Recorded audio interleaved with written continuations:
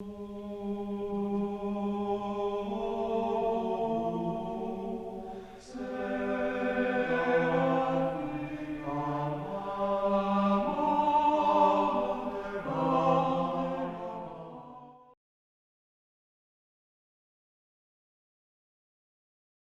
Santo Padre Pio, meu nome é Odair Gutierrez, nós estamos aqui em mais um programa Padre Pio. E hoje eu vou fazer uma pergunta que vocês talvez não saibam responder. Você sabia que o Padre Pio fez serviço militar?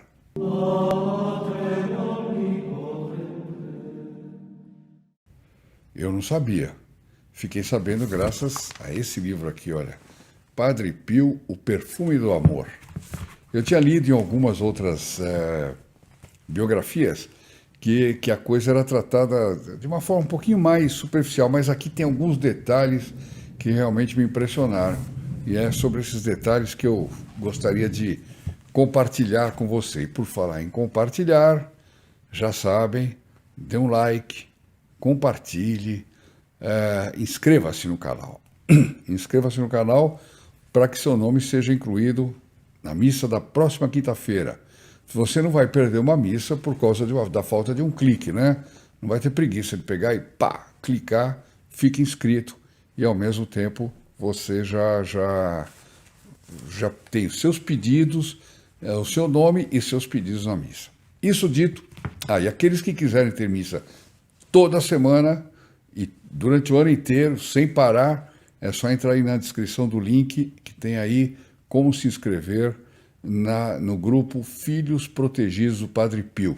E nesse grupo você vai ver, na hora que você entrar lá, clicar naquela coisa, você vai ter cada surpresa, porque são todos os presentes que ganham as pessoas que ajudam nesse apostolado. E você pode ser um deles. Bom, eu vou ler aqui sobre o Padre Pio militar. Como será que era, né, o Padre Pio militar? Eu vou ler aqui. O estouro da Primeira Guerra Mundial criou um verdadeiro transtorno nas províncias dos capuchinhos da Itália, porque muitos religiosos foram chamados às armas. Aliás, o governo republicano não tinha pena de ninguém, né? Quer dizer, padre, nada, vai para o exército e está acabado. Bom, eles não iam para o exército como confessores, capelães, né? Eles iam para o exército como combatentes mesmo. Era uma barbaridade o negócio. Bom, no dia 6 de novembro de 1915, também o Padre Pio teve de se apresentar no Distrito Militar de Benevento para cumprir seu dever cívico.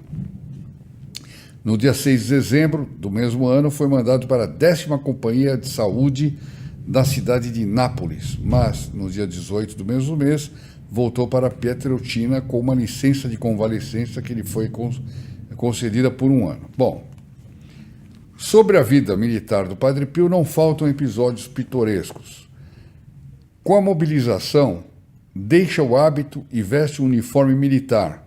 Um uniforme, coitado, muito largo para o seu corpo franzino. Bom, ele era muito jovem ainda. Seus contemporâneos dizem que tinha um ar muito embrulhado e embaraçado.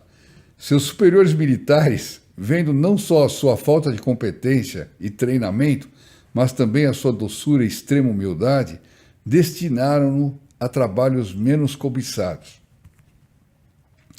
Foi sentinela, varredor, tapa-buraco, um pouco objeto de zombaria de todos. Mas não era isso que lhe era mais penoso. Aquilo que o fazia sofrer atrozmente era a vida do quartel, com as desenvolturas e liberdades de comportamento dos seus camaradas. Sua linguagem muitas vezes permeada de palavrões, imprecações e blasfêmias, de torpezas que ele desconhecia, porque ele era uma pessoa pura, né, casta. Imagina cada torpeza que ele ouvia falar, né?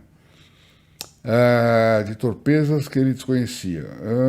Esse lado deplorável da vida militar, a que frequentemente estão sujeitas as tropas da reserva, era o seu martírio cotidiano. Se o Padre Pio imaginasse que esse mesmo problema ia ter nas fábricas, nos ambientes de trabalho, nos escritórios, nas escolas com adolescentes, com crianças, né? Eu acho que o que ele ouvia naquele quartel era nada perto do que se sabe hoje em dia, né? Era nada, né? Por isso que muitas famílias estão adotando o sistema de homeschooling, por exemplo. Qualquer dia nós vamos fazer uma entrevista com um especialista em homeschooling aqui e vocês vão ver que coisa fantástica que é. Bom, mas vamos lá. No fogo da prova, esse contemplativo aos poucos torna-se apóstolo. Quer dizer, ele foi vendo como essa gente precisava de assistência religiosa. Isso de alguma forma fortaleceu nele a convicção de que era preciso combater o pecado, que era preciso confessar, etc. E tal. É impressionante. Não sabemos nada de sua permanência no Hospital da Santíssima Trindade em Nápoles, onde mais tarde esteve adido aos trabalhos mais humildes e abjetos, como servente. Humildes e abjetos, ou seja, atender doente, coisas que acontecem com o doente, que é normal, né? Lavar toalete. Imagina o que o Padre Pio não fez. Não há dúvida de que ele aprendeu aí a grande piedade pelos corpos doentes ou feridos. Por isso que ele teve tanto empenho em criar a Casa do Alívio e da Sofferenza. Não, como é que chama? A Casa del Soliolo e da Sofferenza. Devo estar falando errado, mas enfim.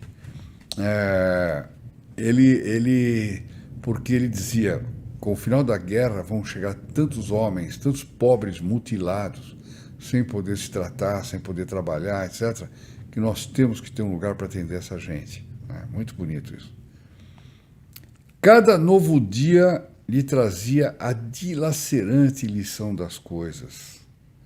Como remediar esse estrago de sofrimento inevitável? O que fazer para orientá-lo para a cruz redentora? Para orientar o doente, né? Mostrar para ele a cruz, mostrar a dificuldade, etc. Em geral, os doentes, ao invés de verem esse aspecto, até porque não tem ninguém para dar orientação para eles, experimente procurar um padre no hospital para vocês verem como é fácil, né? Eles acabam se revoltando muitas vezes, né, por causa disso.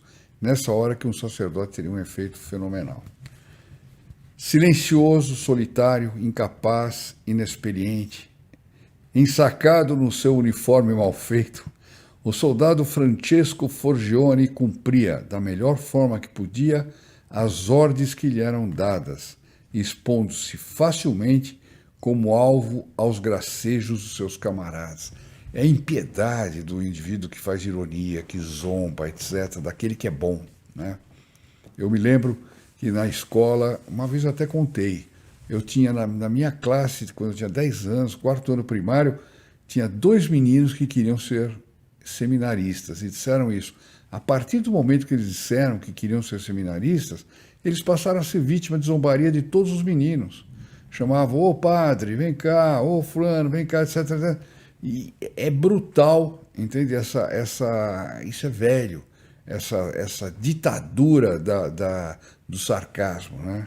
E as pessoas muitas vezes fraquejam diante dela.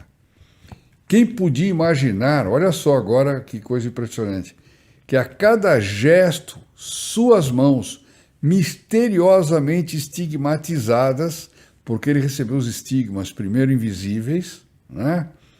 Causavam-lhe dores insuportáveis. Então imagina o Padre Pio tendo que fazer os trabalhos mais difíceis, trabalhos de limpeza, pegar coisa, mesmo treinamento, armas, etc., etc., com as mãos e os pés estigmatizados, o coração, com a transverberação do coração realizada, dores tremendas, tremendas, e ainda por cima aguentando toda essa zombaria, esse péssimo ambiente, etc. e tal.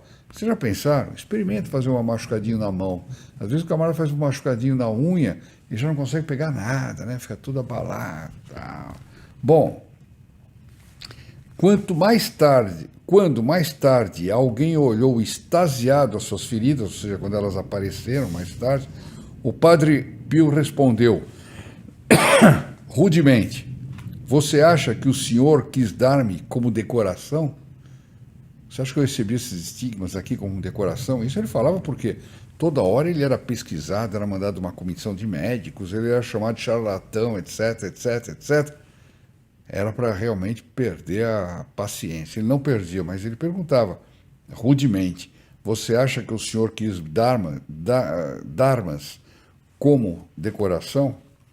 Nesta resposta, há quase uma lembrança das duras humilhações sofridas durante a vida no quartel.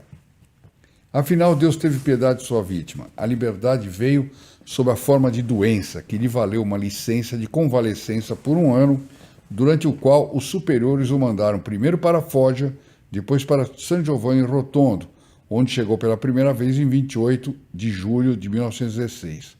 De volta a Nápoles, recaiu doente, foi quando fez estourar os termômetros da enfermaria, com grande assombro dos médicos. Estouravam os termômetros, a febre dele era tão alta que estouravam os termômetros, mas ele não morria, né? Não tinha outra reação, apenas a temperatura altíssima. Né? E foi de novo mandado de licença por 6 meses. Também dessa vez, os seus superiores o mandaram para San Giovanni Rotondo. No fim dessa trégua, Francisco Forgione não se apresentou ao ser chamado e foi declarado desertor. Padre Pio, desertor do exército. Já pensou? O brigadeiro dos Carabinieri, de Pietrelcina, recebeu ordem de procurar e mandar depressa, sob escolta, o procurado Francisco Forgione. Quer dizer, o brigadeiro falou: vai lá, pega ele e traz com escolta, traz esse homem de volta.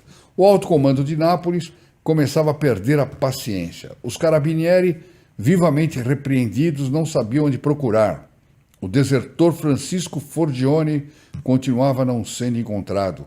Finalmente, um dia, o brigadeiro de San Giovanni Rotondo bateu à porta do convento dos Capuchinhos e confidenciou as suas preocupações ao frade porteiro. O frade então pergunta para ele: mas como? Vocês procuram Francisco Forgione? Ele está aqui conosco. É o Padre Pio. O brigadeiro quase desmaiou, porque o Padre Pio já era famoso naquela época, né? Padre Pio, ele disse, perbacco. Na cidade, todos os conheciam e gostavam dele. Padre Pio desertor. No entanto, não havia como tergiversar. A ordem era clara e cheia de ameaças. Informado, o Padre Pio tomou imediatamente o trem.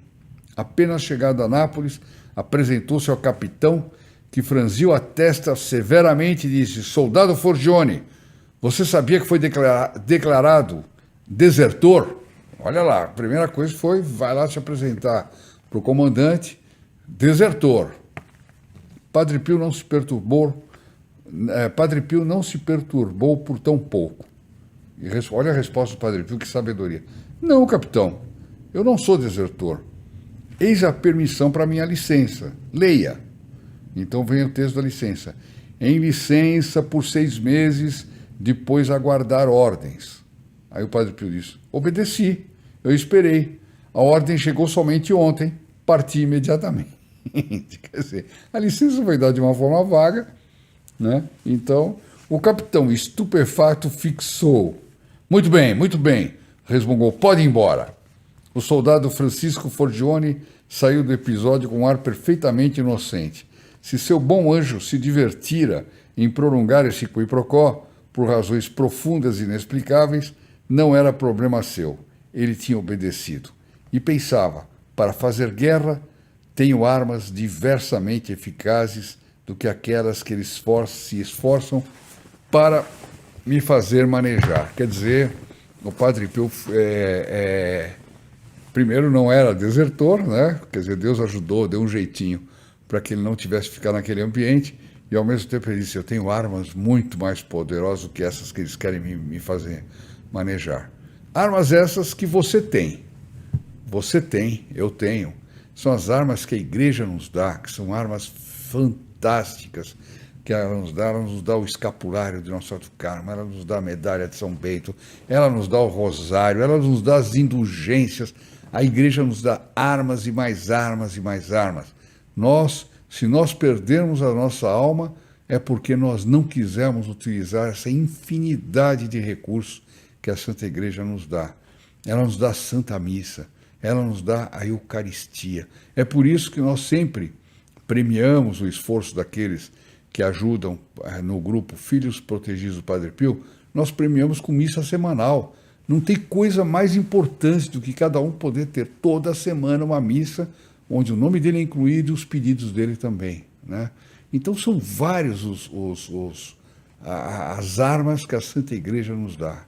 A confissão, a Eucaristia, a Santa Missa e assim por diante. Vamos fazer uso dessas armas e esperemos que nós nunca tenhamos que desertar, entre aspas, evidentemente, porque o Padre Pio não desertou, mas que nós não tenhamos que passar por tudo isso que ele passou, porque as nossas armas são as mesmas do Santo Padre Pio. Que ele nos abençoe a todos e até a próxima. Ave Maria, cheia de graça, o Senhor é convosco. Bendita sois vós entre as mulheres, e bendito é o fruto do vosso ventre, Jesus. Santa Maria, Mãe de Deus, rogai por nós, pecadores, agora e na hora da nossa morte. Amém.